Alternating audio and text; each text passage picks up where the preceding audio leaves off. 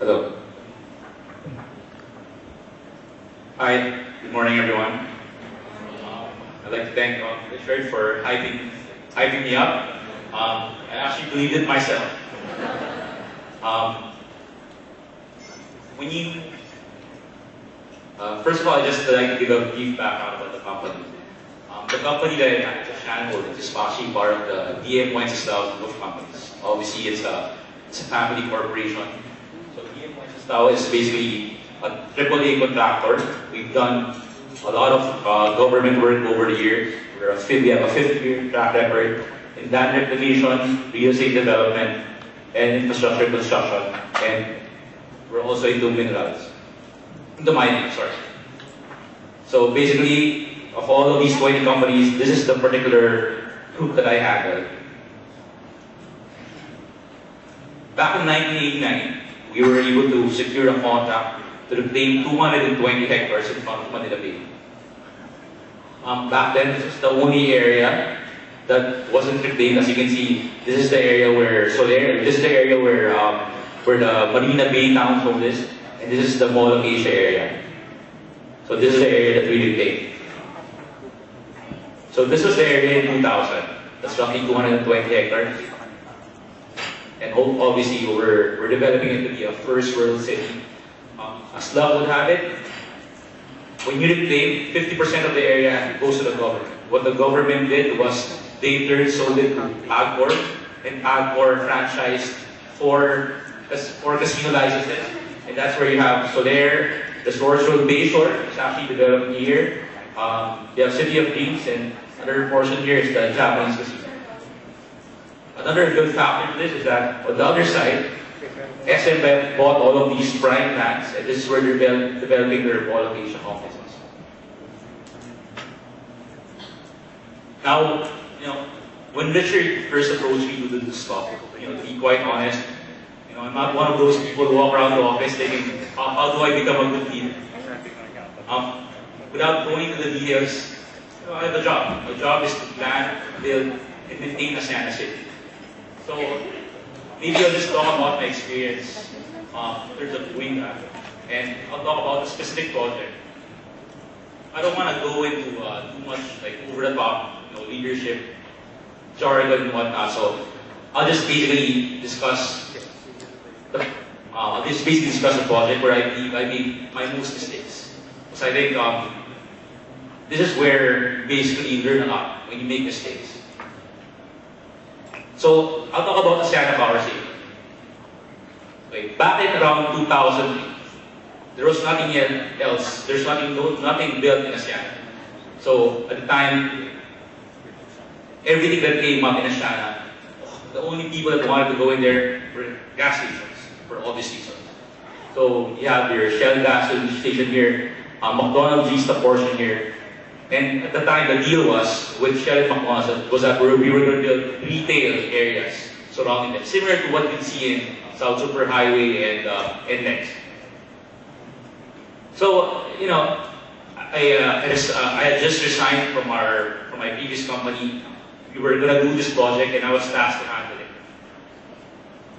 At the time, because probably I was so young and inexperienced, I wanted consensus. So I asked each individual board member what they thought the project should be. Some said that, no, let's just do all land leases.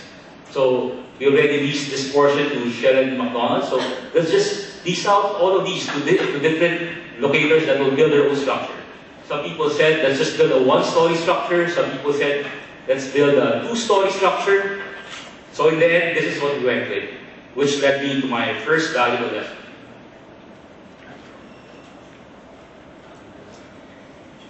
Okay, back in 2005, midway through the construction process, our board decided, let's build another floor. We were already 70% done. Because of this, this added significant delay to the project, and we added about 50% more cost, even though we built only 25% of the area. And this led me to this level, which is there can be only one cost. Because at the time, there were significant factors to us. my having with the contractors, all of these things added significant delays. One of my major concerns at the time was keeping the cost low. I tried everything by myself. You know, that whole notion that if you want something done, you have to do it by yourself. That's what I thought I should do. And in the end, you know, I hired the cheapest consultants, architects, designers, project managers, and I got what I paid for. My decisiveness, obviously, because I surrounded myself with not that competent people, and it led me to not trust their decisions and my decisions as well, which led me to my second lesson. You need good people. In the middle of constructing Aseana Power Station, my top construction guy left, and I had to fend for myself. I thought that maybe, you know, it's time that I took over, and I did, even though I had zero experience. Nobody can accomplish anything by themselves, more so in real estate development, where much of the problems are due to human factors or human errors. If you don't hire good people to execute your ideas, then you won't be able to move forward. Right now, I would say that a big portion of my job is actually convincing people from good companies, from other companies, to join our group, to share their knowledge about marketing, leasing, construction, planning, architecture, and all of those things. Whenever I recruit someone, actually, I always tell them that it's not my job to micromanage. My job is to make sure that you don't have any reasons to fail. And that entails giving them all the required resources and support that they need. Admittedly, you know, it's a family-run business, so the culture is quite different. When I first got there, I remember that the only way a young person to move up was the person above him died. That was the scenario when I got there. After almost 15 years in the company, luckily, you know, me and the next generation were able to remove these people and actually instill a system of meritocracy and professionalization. This leads me to my next lesson. You have to avoid assholes. You know, after several delays in the project, you know what, I realized that when I got there, there were several managers from different departments, and they had these long-running wars or long-running territorial wars. And midway through the project, everybody was trying to backstab or sabotage or undermine each other, and it caused significant delays. If you guys watch Game of Thrones, it's something similar to that. And because of this, you know, obviously apart from try avoiding being an asshole yourself, I mean, is that you shouldn't hire assholes. You know, when you interview someone, you rarely get to know them. It's always how they look on paper. And that's why I always tell this person, you know, when I'm interviewing, it's always, I'm not that concerned about how confident you are, because obviously it's only their paper, but more if that person is a good fit for the team I already have in place. There have been times that I would hire someone from a top branding company, find out when they're so involved with politics and like trying to get over the people there at the end. That person, regardless of how good or smart he is, doesn't get anything done because the rest of the people that's already in place are undermining whatever he's trying to do. Finally, my last learning is, after going through all of this, is that everything we're doing is hard. If it wasn't, you know, everybody else would be doing it. When it comes to real estate development, you know, I don't think there's a standard formula on what you did here will work on the next project. Because you're working with different people, you're working with different companies. I believe that as we build up Aseana, you know, we will continue to make mistakes. We will continue to learn and we will continue to improve as a company. We are building a city, and you know, I'm resigned to the fact that it's going to take a very long time, and there's going to be multiple challenges and problems that's going to come up, and we're just going to have to get through them. And I think it's the same for most worthwhile projects or most worthwhile endeavors. you look at, because of obviously because of the internet and Facebook and whatever now, you see all these young people doing so much greater things, so much bigger things than you. And for me, you should always compare yourself with people above you. Compare yourself with winners. Don't compare yourself with people below you.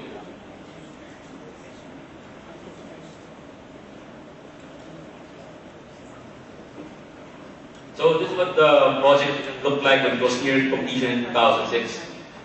And this is what it looks like today. It's actually fully leased out. It's actually been doing pretty well regardless of how it looks like. And today, it's when people come to my office, I always say, it's not a representation of what we're trying to do, but we're still here, and for me, it's still a reminder of all those lessons I learned, all those problems I encountered. But because of this, I was able to move on to other projects.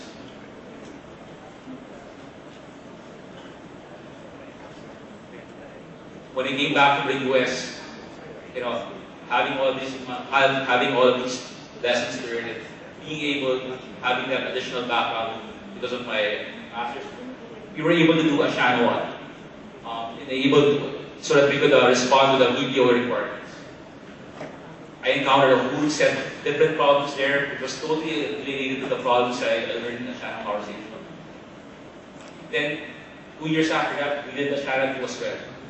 And again, we tried to correct the problems we learned in Aseana 1, and we had a whole set of different problems in Aseana 2. And I think it's going to be the same as we move forward. So that's what it looks like today. Those buildings are, Aseana 1 is fully leased out, Aseana 2 is doing about 8% occupancy. We've also done projects that are not related to our own developments. Like we built out this second floor access because we also own the second floor of the SNR in Aseana. We've also done build-to-suits for schools. This is actually the King School that is also located in Aseana.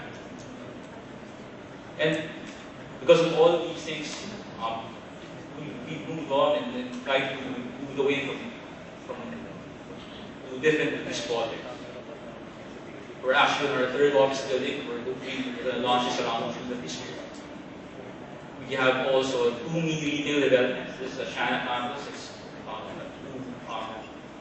a 2-story structure as well. We're doing also another retail development in the area, but in a different place in Aseana, called Aseana Square. But this is basically the same format as Aseana Power Station. And we're actually going to get started with our first residential development, which is going to be launched by end of this year. I'm sure each project will have its different set of challenges, but I'd be more surprised if they did. I look back at the famous former mayor of Purity for Brazil said, the planning of the city is a process that allows for corrections. So we're building Aseana because we know that there's going to be future problems, and hopefully we will be able to amend the mistakes that we're doing right now. We've tried to instill best practices, and we're looking forward to what this area will be within the next 5 years. Thank you.